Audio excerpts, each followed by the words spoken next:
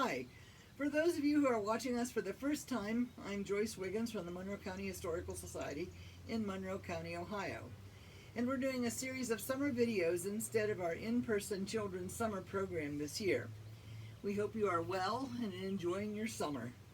Today's presentation is about birthday celebrations, traditions, and the stories behind some very special birthday parties.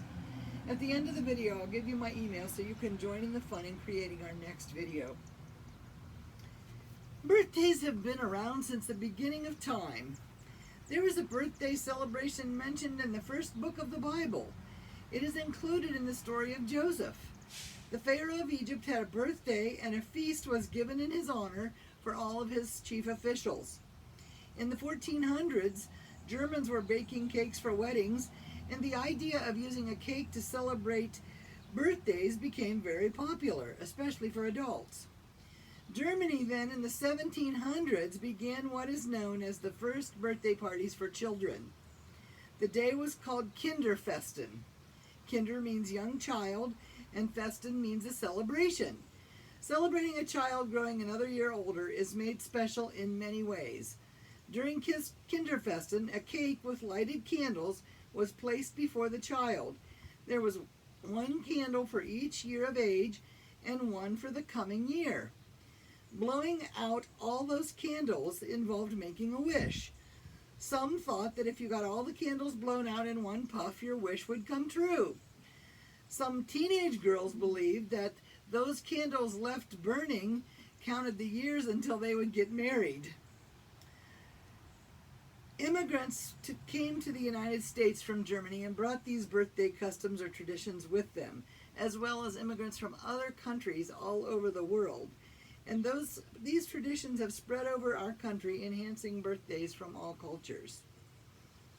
Cakes come in all shapes and sizes. It is often tradition that a birthday person is allowed to request their favorite foods for their birthday meal, and that often includes what kind of cake they like. In our family, this can lead to quite heated discussions. Oftentimes, a cake has to be made half white and half chocolate in our family, so that everybody is happy. Think back to some birthday parties you've attended. Have there been special cakes like carrot cake, red velvet cake, confetti cake? No matter what it is, cake is probably the most common treat at a birthday party.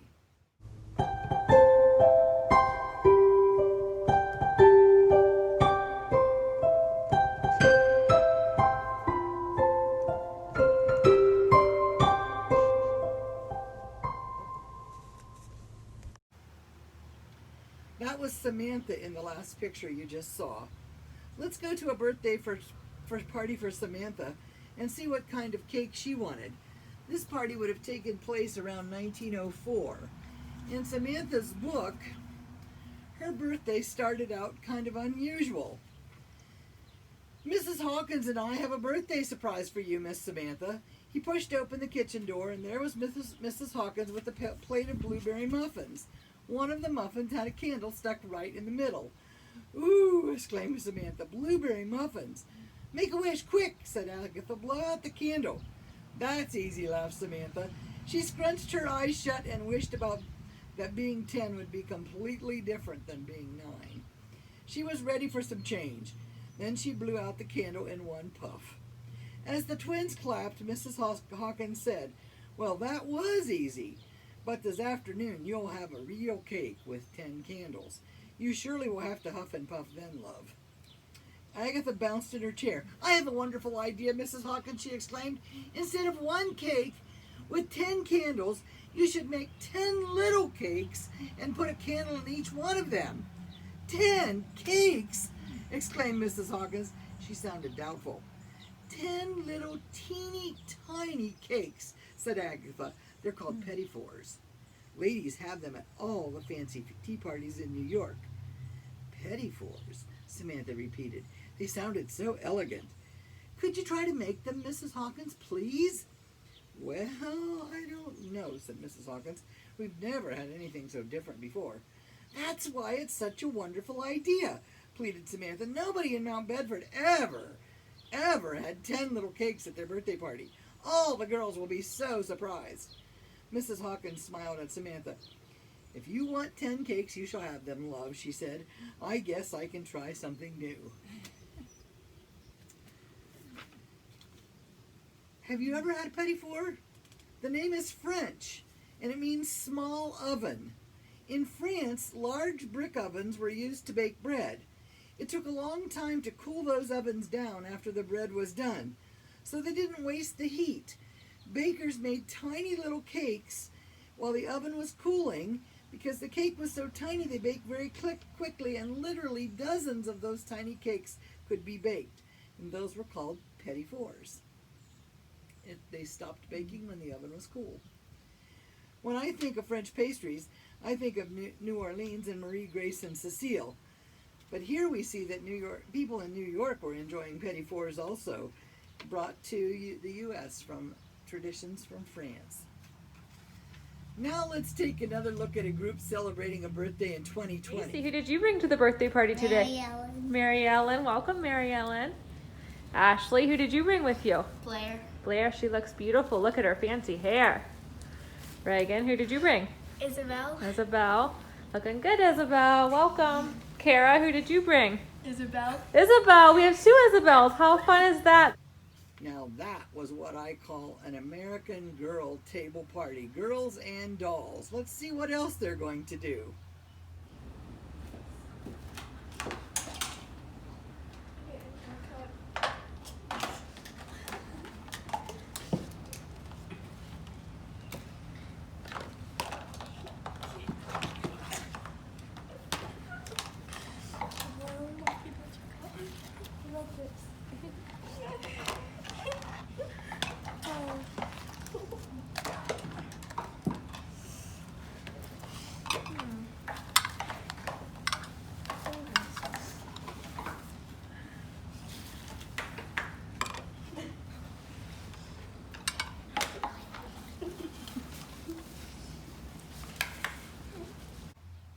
Well, that was a clever idea to use fake food to show you so many things that kids love to eat.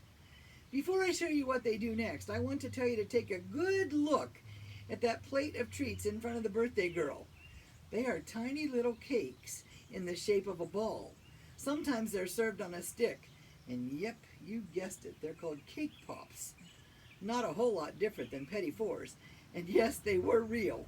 Okay, let's take a look. Happy birthday to you. Happy birthday to you. Happy birthday, dear Macy. Happy birthday to you. Well, now that was another tradition at birthday celebrations that we haven't mentioned today. I looked up how that started, and I couldn't believe in what country the happy birthday song started. Think of a country in your head. You got it? We'll see if you're right. Now think about how many years ago that might have started. You got that date? Here's how it started. Patty Hill and her sister Mildred were kindergarten teachers in Louisville, Kentucky in 1893. They published a book of songs for children, and the first song in the book went like this. Good morning to you. Good morning to you. Good morning, dear children. Good morning to you. They sang that song to their children every morning before they started class. Now, it so happened that 10 years later, the sisters were invited to a birthday party for their neighbor friend. When they brought out the cake with lighted candles, Patty got an idea. And she started singing that song she sang to her children, and instead she changed the words, and you guessed it. She sang, Happy birthday to you, happy birthday to you, happy birthday dear friends, happy birthday to you. The story I read didn't give the person's name, so we just stuck in friend. The song was greatly received, and soon people all over the country were singing it at birthday parties. Now let's review. What country started that happy birthday song? Kentucky, you say? No, Kentucky is a state. But what country is Kentucky in? Right, it's in the United States. And how long ago, you ask? Well, 10 years after 1893 would be 1903. Today is 2020. So in 3 years, happy birthday will be 120 years old. In my family and at church, sometimes we add another verse. Maybe you've heard it too. It goes like this: God's blessings to you, God's blessings to you, God's blessings, dear friend, God's blessings to you. Now let's talk about all those girls, or all those dolls those girls got brought to that party. I'll bet they have stories to tell too. That photo was of Blair. Blair Wilson is a 10-year-old girl, and she was a Girl of the Year in 2019. She lives on Pleasant View Farm, and her family has a bed and breakfast in New Cumberland, Pennsylvania. Blair is really good at planning events, and she helps her family out in many ways. I am sure they've had guests celebrating birthdays, weddings, and other parties at the B&B. Blair is lactose intolerant. That means she can't have milk to drink or foods to eat with milk as an ingredient. If she ate or drank something with milk, it would make her sick. It embarrasses her to have to turn down treats at parties, like ice cream, cheese, yogurt, cake with icing. She doesn't like to talk about her food allergy. I'm sure you know someone, or maybe even you yourself have an allergy to something. So when we're having parties, it is always good to ask the parents of those we invite if there are any food allergies. That way you can plan some items that don't include those things. And when someone refuses a treat or a food of some kind, don't insist that they take it. Maybe they too have an allergy and they don't want to talk about it. Our world is a hard place to be different. Let's do all we can to make people feel safe and happy. That picture was of Mary Ellen. Mary Ellen was at that birthday party. She represents a girl from 1954. When we think of Mary Ellen, we think of a girl wearing a poodle skirt, going to a soda shop, having a milkshake at a counter in a pharmacy or drugstore, enjoying things like vanilla Coke mixed special for you, or a chocolate malt made right in front of your very eyes. Mary Ellen lived in a time during another kind of pandemic called polio. Polio had peaked at almost 60,000 cases and occurring in the United States. We can understand those kind of words today, can't we? Mary Ellen was infected from the polio disease, but fortunately she got well again. And she only had a little bit of weakness in her legs. But many children were paralyzed for life, and many also had to wear leg braces so that they could walk. Just like today, back then, doctors and scientists worked swiftly to create a vaccine that would make you immune to the disease. In 1955, Dr. Jonas Salk and his team of scientists at the University of Pittsburgh perfected the vaccine, and now all children get a polio vaccine before they start to school, and no one gets polio. I said that Pittsburgh loud and clear because I have a friend watching me tape this video, and she's from that area. We are hoping that the doctors and scientists today will soon find a vaccine for this coronavirus. Remember that there were two Isabels at Macy's party? Isabel was the Girl of the Year in 2014. She has a really special story which we're going to save for our fourth and last video this summer, which will be called Back to School. In our flag video, remember we met Josefina from New Mexico in the year of 1824?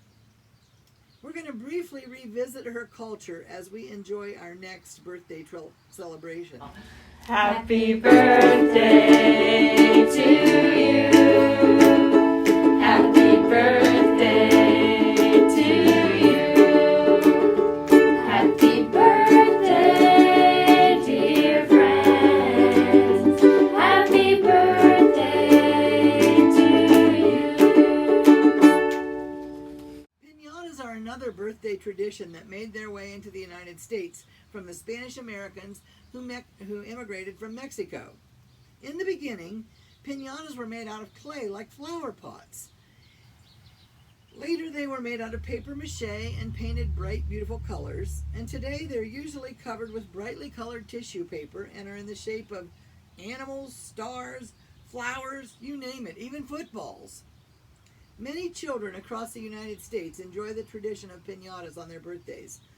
Some restaurants have even invented a completely edible piñata, which is made of chocolate filled with delicious fruit and tiny cakes. All piñatas enjoy breaking the shape of the bat and watching the treats spill out. Then all can enjoy the candy, the toys, or the fruit inside. Here are a couple pictures that involved piñatas at birthday parties.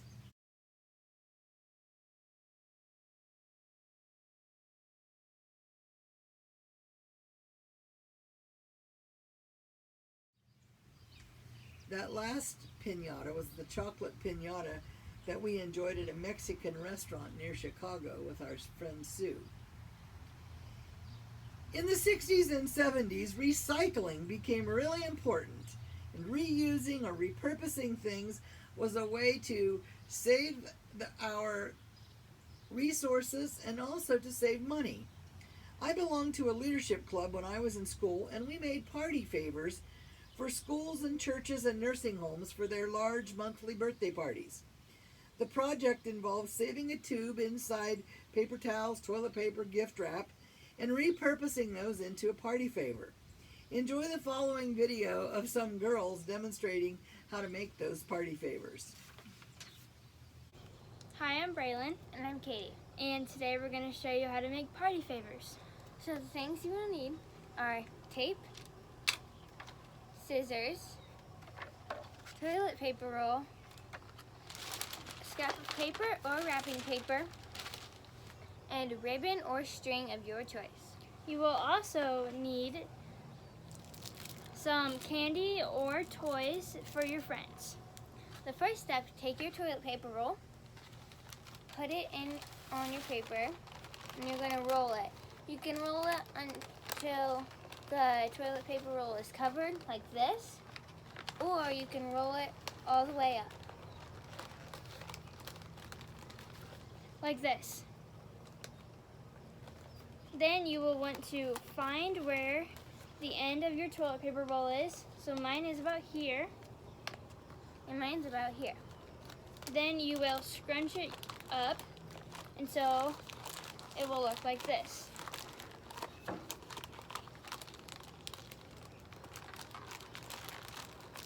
Make sure to only do one side so that you can insert your candies or little toys into the other side. Next, you will need to cut a length of your string or ribbon. This is what the ribbon I'm going to use, and I'm using this.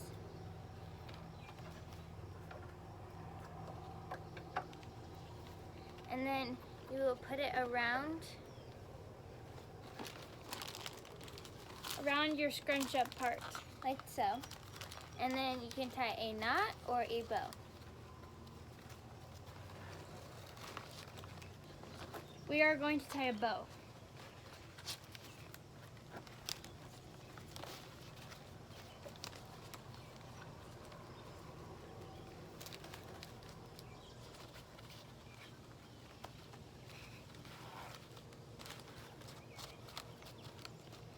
So Katie's used a different type of string than me.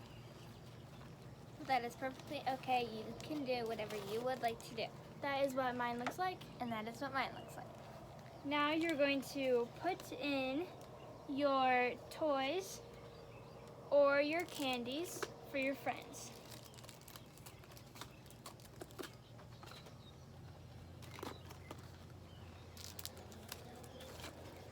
Now you're going to do the same thing you did to this side on this side.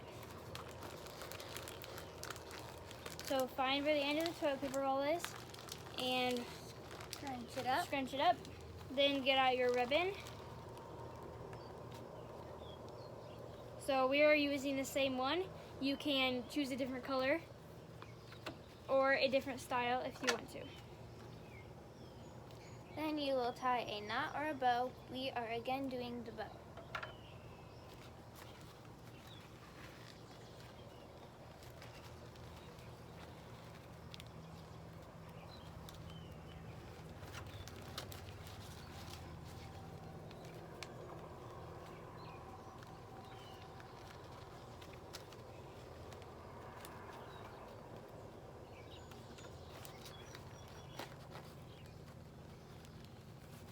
have completed mine. And then the next step you want to do is trim off the edges so they're more even.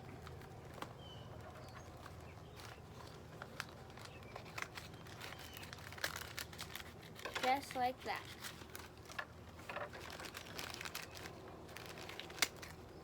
This is what mine is going to look like. It does not matter if you want them, if they're longer or they're shorter than ours. The last step is optional. And so I have a string of like beads, and Braylon has like more ribbon type of thing. And this is completely optional, but I'm going to add this around my ends. And I'm going to put this on the middle, like this. You can also put this type of ribbon on both of the edges, or whatever style you want to do. So again, we're just cutting the ribbon or bead or whatever type of string you're using. And I'm just going to tie this in a knot. And I'm going to wrap this around, and then I'm going to tape it. So this is what one end looks like.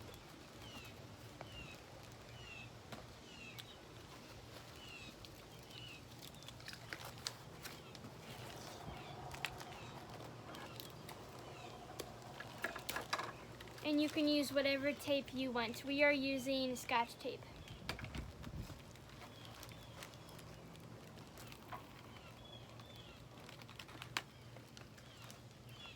So this is what mine looks like.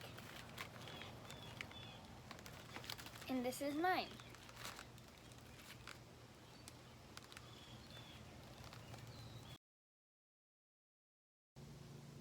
Thanks for watching this video. We hope you had fun making party favors. And make sure to share them with your friends. Bye! Try making some of those for your next birthday party. Your guests will love them. No birthday party would be complete without ice cream. And many children through the years would agree that we saved the best tradition for last. Oh, my friend Joyce is shaking her head. She came because she's going to help me with this ice cream at the end of this party. Samantha was supposed to have delicious pink peppermint ice cream at her party, but the neighbor boy felt so left out because he wasn't invited to the all-girls party that he snuck into the shed and put salt in the ice cream freezer inside the ice cream, and it was ruined. So, to find out about homemade ice cream, we're going to go back to 1864 and meet Addie Walker. Addie and her family were slaves in the South. In the early 1860s, life had become unbearable for many of the slaves. When Addie's father and brother were sold to another plantation, the family made a plan that they were all going to try to escape and meet up in Philadelphia.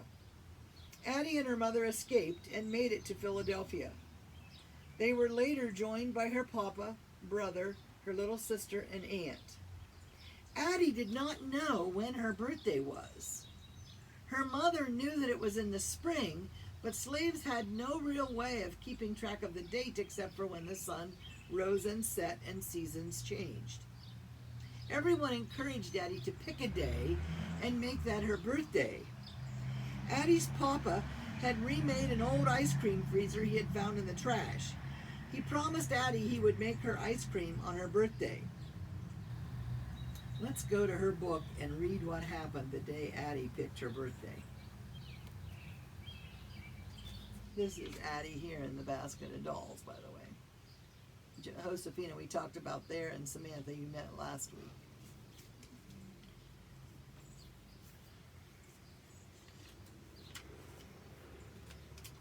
When are you going to pick your birthday, Addie? Mama asked as they walked along. Your papa's got that ice cream freezer fixed and ready to go. I'm waiting for the perfect day. Almost perfect day, answered Addie, but I think it's going to be coming soon. Well, it better hurry, said Mama.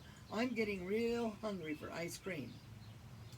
That night, Addie was awakened suddenly by a noise out in the street. She didn't know what it was at first. Papa had jumped up from the bed. He was looking out the window. "What's all the fuss out there?" Mama asked sleepily.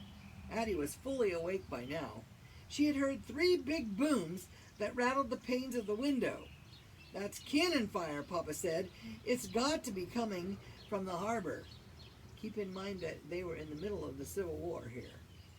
Suddenly there were more booms and then popping noises that sounded like shots cracking through the air. "Maybe the war has come to Philadelphia," said Mama in alarm.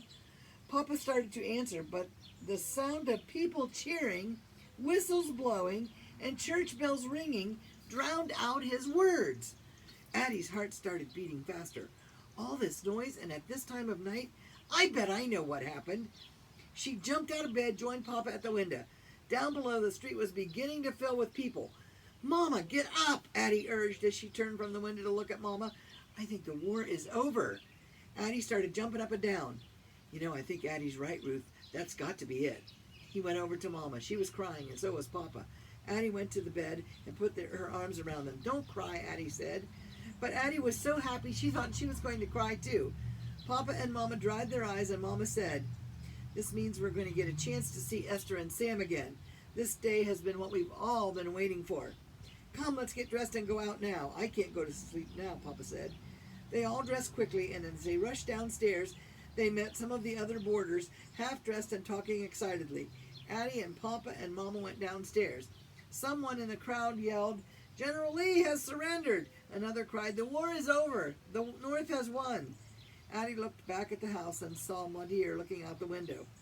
"Ma Dear," Addie called over the noise of the crowd, "I wish you could see all this." "In my way I can," Ma Dear called back. Papa took Addie's hand and led her and Mama into the street. As they joined the crowd of people, someone handed them lanterns and banners. Hundreds of people, young and old, black and white, filled the streets and sidewalks. They were crying and hugging and laughing and cheering. Some were still in their night clothes. They were beating pie tins and pots and pans. One man beat a drum and another played a fiddle. Firecrackers popped all around them. Addie looked up to see the flags and red, white, and blue bunting draped on buildings. "This is just like a dream," Addie said. She looked up at the huge banners held up high on sticks above the crowd. The banners waved gently in the breeze.